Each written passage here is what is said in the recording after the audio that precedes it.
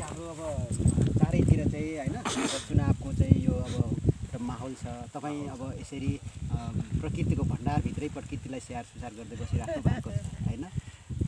अहिले यहाँ अब धरानमा पनि हुँदै गर्दाखेरि एकदम सुस्त गतिमा चाहिँ अब मतगणना भइरहेको छ। तथापि कस्तो खालको नेता चाहिँ यहाँबाट प्रदेशको लागि र सङ्घको लागि भइदिए हुन्थ्यो जस्तो लाग्छ यहाँलाई? अब धरानको विकासको लागि राम्रो मान्छे भइदिए हुन्थ्यो भन्ने नै लाग्छ होइन। नराम्रो हुनुपर्छ भन्ने कुरो भयो। तर मलाई लागेर के हुनेवाला छैन, किनभने मेरो हातमा छैन। सार्वभौम नेपाली जनताको हातमा छैन। त्यसैले गर्दाखेरि अब जनताले जसलाई चुने त्यही मान्छे असल होइन। असल त सबै असल हो नि, तर त्यसमा पनि अब पहिलो जसलाई बनाए त्यो चाहिँ सबभन्दा असल रहेछ भनेर देख्नुपर्छ। किनभने जनताले जसलाई मत दियो, जनताको मतलाई हामीले होइन राम्रो भएन भन्ने कुनै अधिकार हुँदैन र त्यो मिल्दैन। जनताले अहिले चुनेर ढुङ्गालाई यसलाई प्रधानमन्त्री बनाउने भनेर भन्नुभयो भने 51% भनेपछि यसैलाई प्रधानमन्त्री बनाउने होइन। यो त राम्रो भएन, अलिक चिल्लो खालको यो रातो यो चाहिँ बनाऊ है भनेर हुँदैन, हुन्छ त हुँदैन। त्यसले गर्दाखेरि जनताले अब यसलाई चुन्यो भने यसैलाई मान्नुपर्छ र कस्तो हुनुपर्छ भन्ने कुरामा त अब राम्रो हुनुपर्छ। जे जति चुनेर जानुभएको छ, चुनिँदै हुनुहुन्छ अझै गणना उहाँले राम्रो काम गर्नुपर्छ। यो प्रदेशसभाको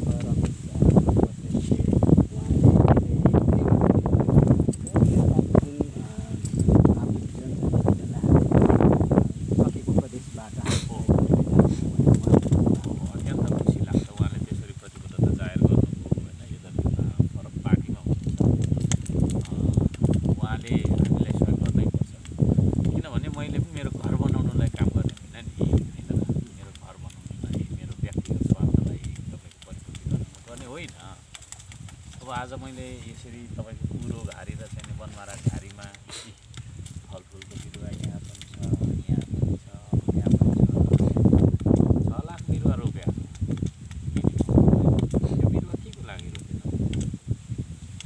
भोलि मेरो कार्यकाल सकिएर जाँदाखेरि त्यो मैले लगेर जाने त्यो त मैले रोपेको होइन। त्यो मैले नगरलाई देशलाई दिँदै गरेको हो नि त मैले एक्लैले त गरिनँ।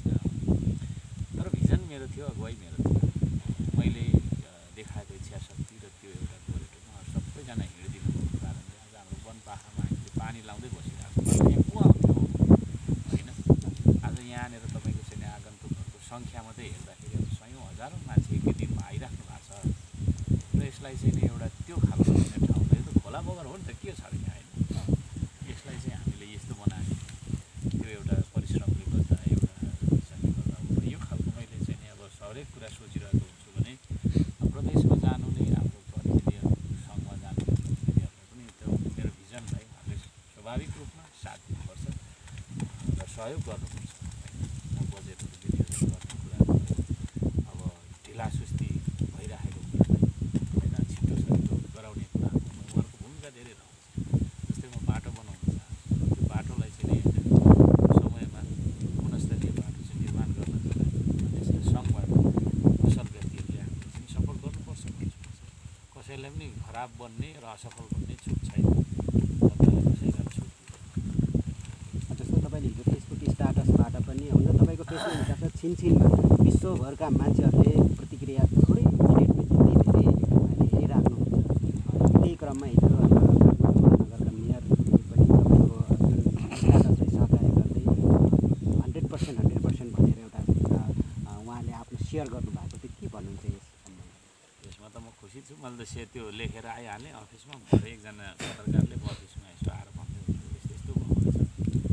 भरे बेलुका गएर हेर्दाखेरि देखेँ मैले। राम्रो हो। बालनजी र म बिचमा केही मनमुटाव भएको थियो भन्ने खालको एउटा बाहिर गएको थियो। खासमा त्यस्तो मनमुटाव केही भएको पनि थिएन र उहाँलाई मैले समर्थन गर्नुपर्छ र मलाई पनि उहाँले समर्थन गर्नुपर्छ यदि त्यो विषय चाहिँ देश र जनता हो भने। व्यक्तिगत कुराको लागि त हामी चाहिँ उहाँ पनि आउनुभएको होइन, म पनि आएको होइन। हामी चाहन्छौँ त्यो सहरलाई राम्रो बनाउँ, नगरलाई राम्रो बनाउँ भन्ने काम नै उहाँले पनि गरिराख्नु सोचिराख्नु भएको छ। मैले पनि त्यही काम सोचिरहेको छु।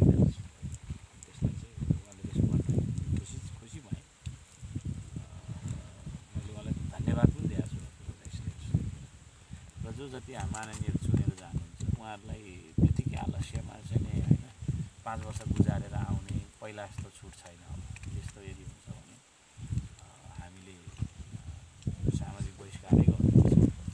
मैले पनि अब मेयर जितेर अर्को साममा खोइ खोज्दा भेटिँदैन भन्ने होइन नि होइन। आज म जहाँ पनि छु हरेक कुरामा बाटोघाटो बनाउनेदेखि लिएर हरेक कुरा काम युद्ध स्तरमा भइरहेछ। अहिले यति नै खेर जान्छु तल होइन पुतेल लाइनतिर काम भइरहेछ सडक बनाउने मर्मत। मै त्यहाँ बसिराख्नु पर्दैन। तर मलाई चाहिँ के छ भन्दाखेरि मेरो अब पोइन्ट अफ इन्ट्रेस्ट हुन्छ क्या मान्छे। म अत्यन्त प्रगति प्रेमी। त्यसो भएको कारणले गर्दाखेरि अब बिरुवामा म आनन्दसँगले पानी लाउँदा चाहिँ यो चाहिँ मलाई सबभन्दा मनपर्ने मैले गर्ने हरेक किसिमको काम हुन्छ होइन।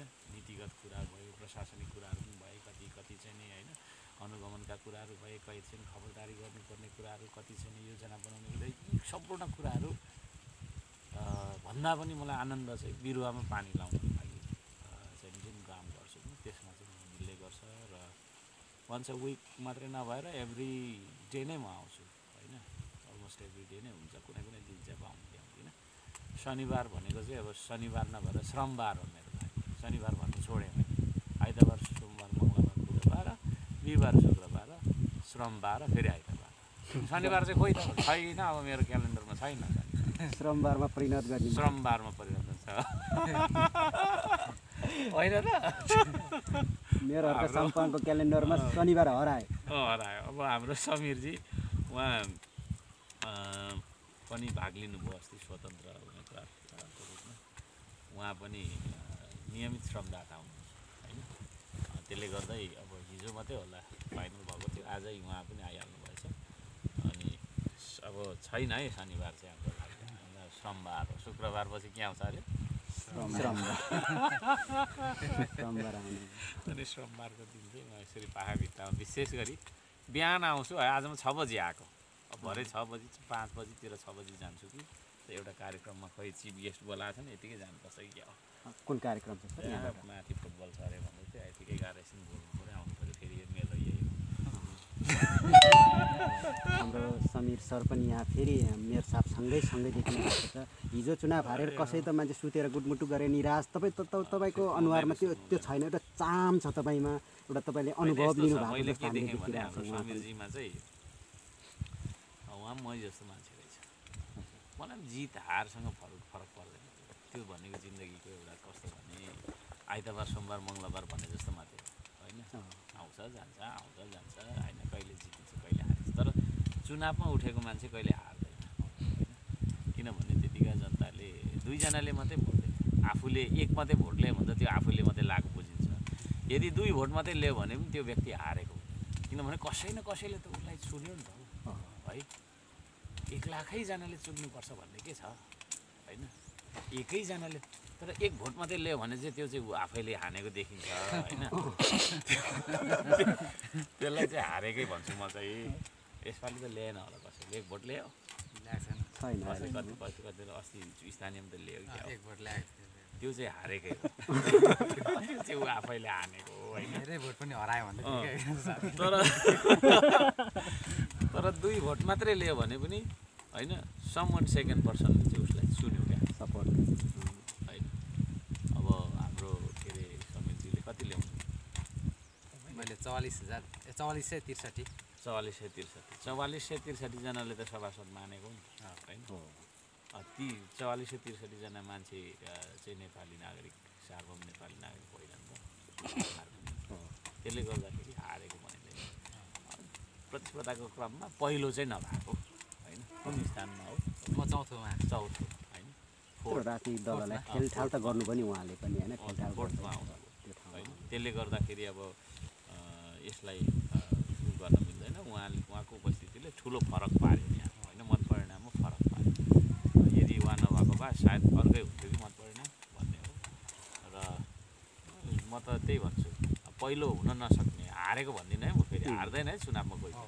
पहिलो नभएको होइन, दोस्रो, तेस्रो, चौथो, पाँचौँ होइन, 10औँ, अब 20औँ कति छ, सम्पूर्णलाई हरेस नखानको लागि म चाहिँ नि गर्दछु। हरेस खानु हुँदैन, जनताले चुन्यो। मैले पनि पहिला 422 भोट लिएको, उठेकै हो नि के अरे उपनिर्वाचनमा होइन। खै मलाई फरक पऱ्यो त पऱ्यो, काम गरिएन। तपाईँको चाहिँ नि अस्तिको चुनावमा 5,000 धेरै मतले गठबन्धनको उम्मेदवार बन्नु होइन। त्यसले गर्दा निरन्तरता हो होइन। सक्सेसफुल व्यक्तिको पछाडि हेर्नुहुन्छ भने उसको सक्सेस मात्रै देखिन्छ कि हर्क साम्पाङ कति राम्रो हो सबैले चर्चा कसो भन्छ, तर मैले गरेको सङ्घर्ष त देखेकै छैन। जुत्ता कतिवटा फाट्यो, चप्पल कतिवटा फाट्यो, फाटेको टोपी लाएर हिँडेको, चाउचाउ खाँदै कुदेको, पेटीको घर 2टा छैन, अर्को पनि तपाईँको छेडेर कसेर हिँडेको, अब नभ्याएर होइन, 3-4 दिन ननुहाइकन पनि कुदेको भन्दाखेरि के पो भइरहेछ। पानी नभएर हो, पानी नभएर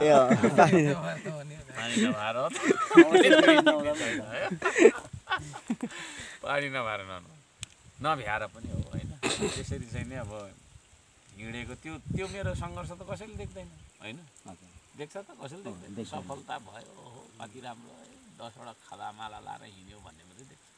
त्यसले गर्दा म चाहिँ हाम्रो समीरजी लगायतका जति पनि पहिलो नभएका होइन, दोस्रो तेस्रो चौथो जति पनि हुनुहुन्छ सम्पूर्णलाई कोसिसरत रहनुहोस्, निरन्तर रहनुहोस् है।